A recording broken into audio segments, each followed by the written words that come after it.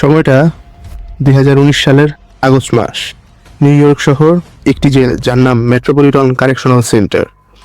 এই জেলে ছিল এমন একজন মানুষ যার কাছে থাকতে পারে পৃথিবীর সবচেয়ে শক্তিশালী কিছু মানুষের নাম। তার নাম জেফ্রি এপস্টিন। সরকারি ঘোষণা অনুযায়ী সে আত্মহত্যা করেছে, কিন্তু এই মৃত্যু আর 10টা মৃত্যুর মতো ছিল না, কারণ সেই রাতেই সিসিটিভি ক্যামেরা কাজ করেনি। তার দায়িত্বে থাকা দুজন গার্ড তারা নাকি কর্মরত অবস্থায় ঘুমিয়ে পড়েছিল। এর আগে এপস্টিনকে রাখা হয়েছিল সুইসাইড ওয়াচে, কিন্তু তার মৃত্যুর পূর্বে তার সুইসাইড ওয়াচ সরিয়ে নেওয়া হয়েছিল। এই মৃত্যুর পর অনেক মামলা থেমে যায়, অনেক প্রশ্ন চুপ হয়ে যায়, অনেকের নাম আর কখনো আদালতে শোনাই যায় না। আজকের এই ডকুমেন্টারি গল্প না, এটি নথি এবং সাক্ষ্য। এই গল্পের কেন্দ্র এপস্টিন না, এই গল্পের কেন্দ্র তারা যাদের কণ্ঠ বহু বছর শোনা হয়নি। ভার্জিনিয়া কিউফ্রে। তার হলফনাম অনুযায়ী সে মাত্র 15 বছর বয়সী কিশোরী ছিলেন যখন তাকে এপস্টিনের সাথে পরিচয় করিয়ে দেওয়া হয়। সে বলে, আমাকে বলা হয়েছিল এটি কাজ, তখন আমি বুঝিনি, আমি আসলে নির্যাতনের শিকার। এছাড়াও তার জীবনবন্দিতে উল্লেখ রয়েছে নির্দিষ্ট লোকেশন, নির্দিষ্ট সময় এবং ফ্লাইট ট্যাবলের তথ্য। শপথ নিয়ে আদালতে দেওয়া সাক্ষ্য এটি চূড়ান্ত রায় নয়, কিন্তু তদন্তের ভিত্তিতে এটাই সত্য। কথা বলতে বলতে আরেকজনের নাম উঠে আসে, যার নাম হচ্ছে মারিয়া ফার্মার। 1996 সালে সে FBI ও পুলিশের কাছে লিখিত অভিযোগ দেয়। তার ভাষায়, আমি বলেছিলাম সে আবার করবে, কেউ শোনেনি। যদি সেই অভিযোগ শোনা হতো তো এখানেই শেষ হতো। কথা বলা যাক এপস্টিনের জীবনের একটা অংশ নিয়ে, যা আজও সবার কাছে রহস্য। সে কোনো বড় ব্যাংকের সিইও না, কোনো সরকারি কর্মকর্তা না, তবুও তার ক্লায়েন্ট ছিল বিলিয়নিয়ার। তার আর্থিক নেটওয়ার্ক ছিল আন্তর্জাতিক। তার সম্পদের উৎস পুরোপুরি পরিষ্কার না, এটি আদালতের নথিতে উল্লিখিত আছে। পূর্ণ ক্লায়েন্ট লিস্ট এখনো প্রকাশ পায়নি। প্রশ্ন উঠে আসে, সে কাদের টাকা দেখাশোনা করত? তথ্য এখনো গোপন। এপস্টিনের ব্যক্তিগত বিমানের নাম গণমাধ্যমে পরিচিত হয় লরিত এক্সপ্রেস নামে। ফ্লাইট লগে দেখা যায় বিশ্বের প্রভাবশালী ব্যক্তিত্বদের যাতায়াত।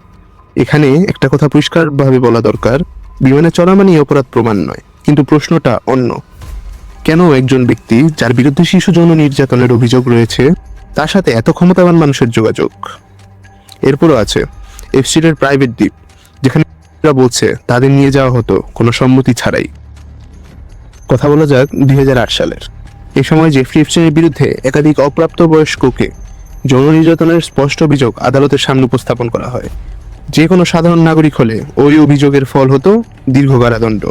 কিন্তু ঘটনা ঘটল কিছুটা ভিন্ন। এপস্টিন পায় নন প্রসিকিউশন এগ্রিমেন্ট।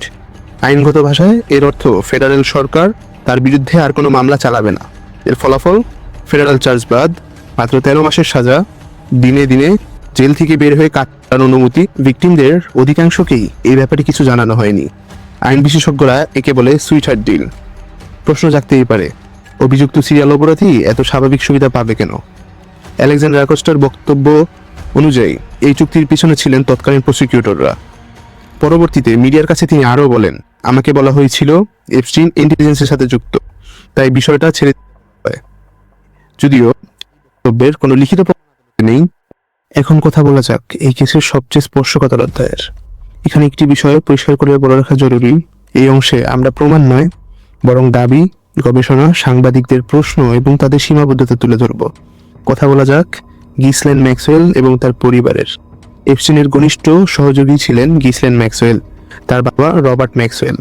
তিনি ছিলেন ব্রিটিশ প্রভাবশালী ইসরায়েলের রাজনৈতিক মহলের সাথে পরিচিত। কিছু অনুসন্ধানী সাংবাদিক দাবি করেন রবার্ট ম্যাক্সওয়েলের বিরুদ্ধে অতীতে ইসরায়েলি ইন্টেলিজেন্স সংযোগের অভিযোগ ছিল। যদিও আদালতের কাছে এর কোনো প্রমাণ নেই।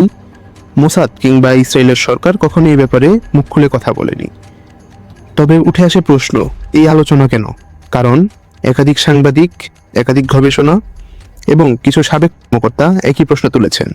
এপস্টিন কি শুধুই একজন অপরাধী ছিল, কি সে তথ্য কেন্দ্রবিন্দুতে ছিল?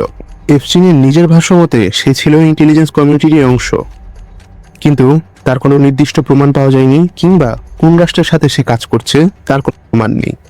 এই অংশের সত্য হলো প্রশ্ন আছে, প্রমাণ অসম্পূর্ণ, আজ অনেক ফাইল সিল করা রয়েছে। এখন কথা বলা যাক এপস্টিনের শেষ সময়টা 2019 সালের আগস্ট মাস। এপস্টিন ছিল সুইসাইড ওয়াচে।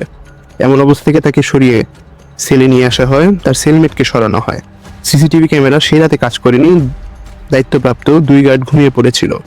পরদিন সকালেই এফস্টিনের মৃতদেহ উদ্ধার করা হয়। সরকারি ভাষায় এটি সুইসাইড। মৃত্যুর পর অনেক মামলার গতি অনেক বেশি থেমে যায়, অনেক সম্ভাব্য সাক্ষ্য আর পাওয়া যায় না, অনেক নাম আদালতে কখনোই উঠে আসে না। এফস্টিন মারা গেছে। সত্য কথা বলতে এই ডকুমেন্টারির কোনো সিদ্ধান্ত দেওয়া যায় না, কারণ সিদ্ধান্ত দেওয়ার মতো সব তথ্য আমাদের কাছে নেই, লুকিয়ে আছে এখন অনেক ফাইল। কিন্তু আমরা জানি বহু ভিকটিম কথা বলেছে, বহু নথি প্রকাশিত হয়েছে, বহু ফাইল এখনো সিল করা। শেষ প্রশ্নটা তাই ব্যক্তিগত, আপনি কি বিশ্বাস করবেন, নীরবতা নাকি সাক্ষ্যকে? টাকা, ক্ষমতা আর প্রভাব যদি ন্যায় বিচারের উপরে যায়, তাহলে প্রশ্নটা শুধু এফস্টিনকে নিয়ে না, প্রশ্নটা আমাদের সিস্টেমকে নিয়ে। অনেক ওয়েস্টার্ন মিডিয়ার মুখেই শোনা যায় এই ডকুমেন্টারির কোনো সিদ্ধান্ত দেওয়া যায় না, কারণ তথ্য নাকি এখন অসম্পূর্ণ। কিন্তু যা তথ্য এখন পর্যন্ত ফাঁস হয়েছে, সেই তথ্যে বলা বাকি রয় না জেফ্রি এপস্টিন এবং তার সঙ্গীরা মানসরূপী